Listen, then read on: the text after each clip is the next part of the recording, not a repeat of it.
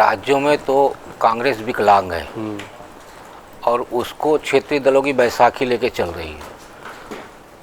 साफ है कि यदि वो 2 सीटें दे देती समाजवादी पार्टी, हम कहते 5 सीटें भी दे देती, तो 2022 के विधानसभा चुनाव में जो वायनाड से नई सांसद बनने वाली हैं प्रियंका जी, उनके नेतृत्व में 400 सीटों पे चुनाव लड़ी कांग्रेस और 399 सीटों पे उसकी जमानत जब्त हो गई। यहाँ तक कि कांग्रेस के प्रदेश अध्यक्ष थे अजय सिंह लल्लू जी, उनकी भी जमानत जब्त हुई। तो कांग्रेस की तरफ से जो दबाव बनाया गया वो सिर्फ दबाव इसलिए बनाया गया कि अपने कार्यकर्ताओं को ये संदेश दिया जा सके कि नहीं साहब, हम चुनाव लड़ना चाहते हैं।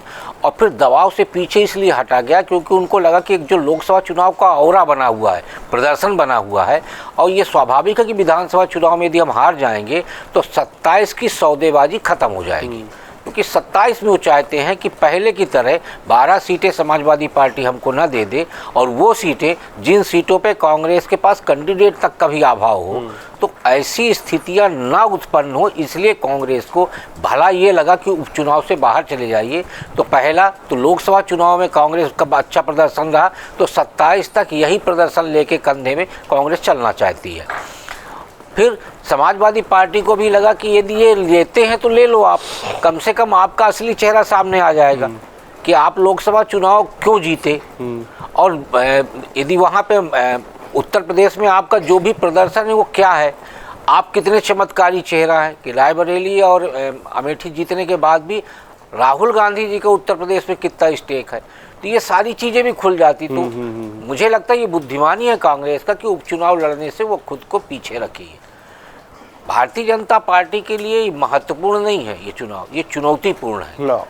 चुनौतीपूर्ण इसलिए है कि योगी आदित्यनाथ जी जिन 9 सीटों पे विधानसभा चुनाव हो रहा है उसमें यदि वो 6+ का फॉर्मेट लेके नहीं चलेंगे तो 2027 के लिए जो एक योजना लेके वो चल रहे हैं, 27 की वो योजना लेके वो चल रहे हैं जो योजना नरेंद्र मोदी जी ने अमल में किया था गुजरात में, कि मुख्यमंत्री रहते हुए हम आपको लिस्ट देंगे और उस लिस्ट को आप फाइनल करेंगे, वो कैंडिडेट उतरेंगे उनको हम जिताएंगे। क्योंकि अभी तक हुआ ये है कि लिस्ट दिल्ली से फाइनल होती थी और चुनाव लड़ती थी, जीतते थे और उसके बाद उनके खाते में बहुत ज़्यादा विधायक और सांसद नहीं होते थे।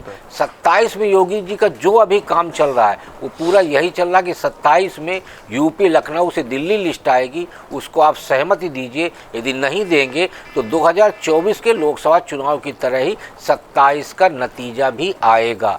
तो अभी के 9 सीटों के चुनाव से वो ये क्लियर करेंगे कि लोकसभा में आपने हमारे हिसाब से नहीं किया तो आप हार गए, यदि आप हमारे हिसाब से चलेंगे तो ये होगा। और उत्तर प्रदेश की जनता आज भी हमको चीफ मिनिस्टर के रूप में स्वीकार करती है। ये नतीजों के माध्यम से वो ये प्रदर्शन तैयार करना चाहते हैं। अगर आप ये वीडियो YouTube पर देख रहे हैं तो हमारे चैनल को सब्सक्राइब कर बेल आइकन दबाएं, और Facebook पर देख रहे हैं तो हमारे पेज को लाइक करें।